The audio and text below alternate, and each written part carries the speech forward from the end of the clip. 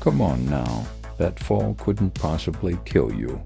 A broken leg at worst, I told Martha, though my hands still trembled with adrenaline as I set her down.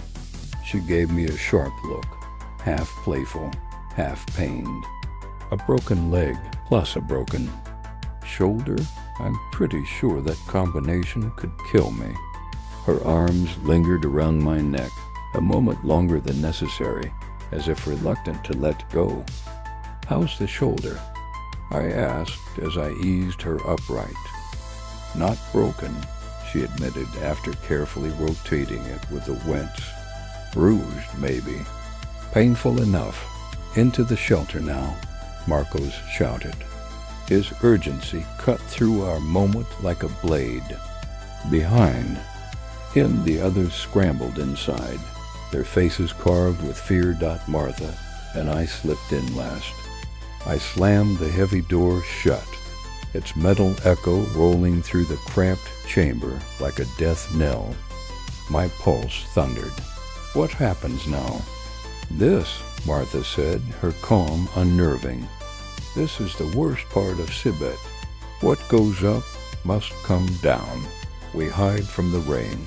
Through a narrow viewing slit, I watched the sky itself collapse. Rocks, pebbles, machines, even broken bodies rained from the heavens. The sound was apocalyptic metal shrieking, stone shattering, muffled screams lost in the storm. Then came the explosions, one after another, rippling through the ground until our shelter quaked around us. And then silence. I swallowed hard. What? Now? Martha's eyes softened, though her voice was heavy. Now we go out and search.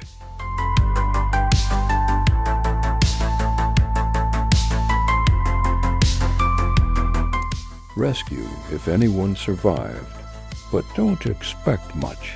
Marcos tightened his jaw. Medical packs, all of you. Move. Reluctantly, I followed. The air outside was thick with dust, the ground gouged by fresh craters. Every step southward dragged at my soul.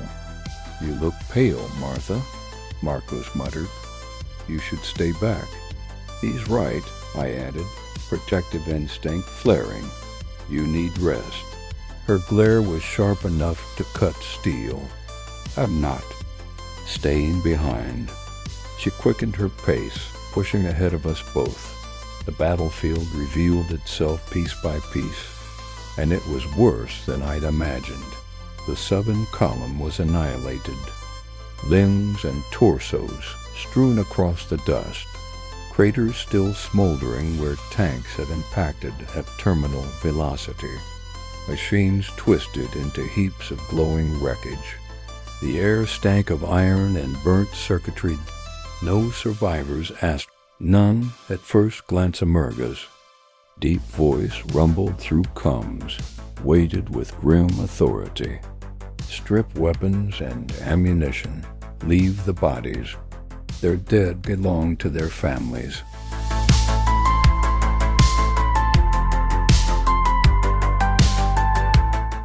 I hesitated, bile in my throat.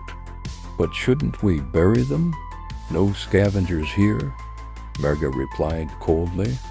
Let Mars keep them for now. I bent to pry a rifle from a shattered hand, my stomach churning. This planet lives up to its name, Mars, god of war. Martha's voice was steady, but her eyes searched mine. Mars was a god of agriculture first. The war came later. Our Mars, the planet, is agricultural too, peaceful mostly. This is only our second war in 200 years. Can Earth say the same? I exhaled slowly. No, on Earth, war is constant. For 2 centuries, there's been a battle somewhere. Almost every month. I taught history, I know. Humanity's story is war from start to finish. Still, I've never read about a battlefield like this. One side utterly annihilated, the other untouched.